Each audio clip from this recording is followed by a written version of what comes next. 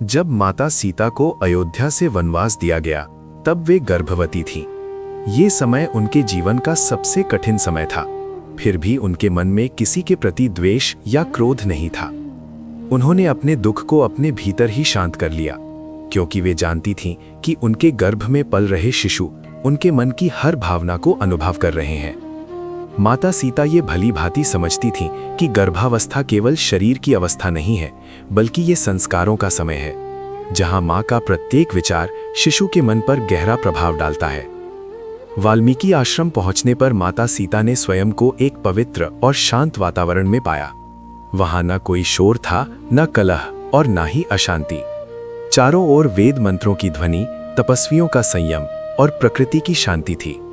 इस वातावरण ने माता सीता के मन को और अधिक स्थिर कर दिया। वे प्रतिदिन प्रातःकाल उठकर स्नान करतीं, पृथ्वी को प्रणाम करतीं और फिर श्री राम के नाम का जप करती थीं। उनका पूरा दिन राम स्मरण, मौन, ध्यान और शुद्ध विचारों में बीतता था। वाल्मीकि ऋषि ने माता सीता को गर्भ संस्कार का महत्व समझाया। उन्होंने कहा कि गर्भ में पल रहा शिशु केवल मां के रक्त से नहीं, बल्कि उसके विचारों, भावनाओं और शब्दों से भी पोषित होता है। इसलिए माता सीता ने निश्चय किया कि वे अपने गर्भ में पल रहे शिशुओं को केवल प्रेम, धैर्य और धर्म के संस्कार ही देंगी। वे अक्सर अपने गर्भ पर हाथ रखकर अपने बच्चों से बात करती थीं और उन्हें धर्म, सत्य और करुणा का संदेश देती थीं। वे कहती थीं कि उनके पुत्र कभी अधर्म का मार्ग ना अपनाएं और सदा सत्य के पक्ष में खड़े हों। दिन बीतते गए और माता सीता का गर्भकाल पूर्ण होने लगा। आश्रम में वैदिक मंत्रों के बीच एक शुभ घड़ी में 2 दिव्य बालकों का जन्म हुआ। उनका जन्म सामान्य नहीं था। उनके चेहरे पर अद्भुत तेज और शांति थी। वाल्मीकि ऋषि ने उन्हें देखकर कहा कि ये बालक केवल शरीर से नहीं, बल्कि आत्मा से भी महान है। उन्होंने बड़े पुत्र का नाम लव और छोटे पुत्र का नाम कुश रखा। दोनों बालक बचपन से ही शांत, गंभीर और अनुशासित थे, मानो वे संसार में कोई विशेष उद्देश्य लेकर आए हों। लव और कुश का पालन पोषण पूरी तरह संस्कारों के वातावरण में हुआ।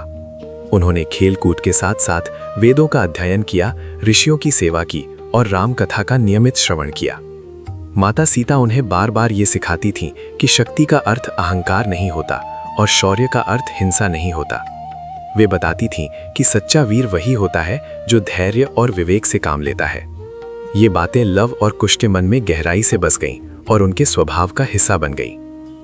जब भगवान श्री राम ने अश्वमेध यज्ञ किया और यज्ञ का अश्व वन क्षेत्र में पहुंचा, तब लव और कुश ने उसे रोका। उन्होंने ये कार्य किसी अहंकार या क्रोध से नहीं किया, बल्कि धर्म की परीक्षा के रूप में किया। उन्होंने बड़े बड़े योद्धाओं का सामना किया और उन्हें पराजित किया। फिर भी उनके व्यवहार में न घमंड था और न कठोरता। ये स्पष्ट था कि उनका साहस उनके भीतर बसे संस्कारों से उत्पन्न हुआ था, जो उन्हें गर्भकाल से ही प्राप्त हुए थे। अंततः जब श्री राम को यह ज्ञात हुआ कि लव और कुश उनके ही पुत्र हैं, तो उनका हृदय भर आया। उन्होंने दोनों पुत्रों को अपने हृदय से लगा लिया। उस क्षण वाल्मीकि ऋषि ने कहा कि ये माता सीता के गर्भ संस्कारों की विजय है। माता सीता के लिए यह क्षण संतोष और पूर्णता का था। उन्होंने जीवन में बहुत कष्ट सहे थे, लेकिन उनके संस्कार सफल हुए थे और उनके पुत्र धर्म, मर्यादा और सत्य के प्रतीक बन चुके थे। लव और कुश की गर्भ संस्कार कथा हमें ये सिखाती है कि संतान का निर्माण जन्म के बाद नहीं, बल्कि गर्भ में ही प्रारंभ हो जाता है। मां का शांत मन, शुद्ध विचार और सकारात्मक भावनाएं ही श्रेष्ठ संतान का आधार बनती हैं। यदि गर्भावस्था में माता धर्म, भक्ति और संयम का पालन करे, तो उसका प्रभाव संतान के पूरे जीवन पर पड़ता है। यही इस पवित्र कथा का सबसे बड़ा संदेश है।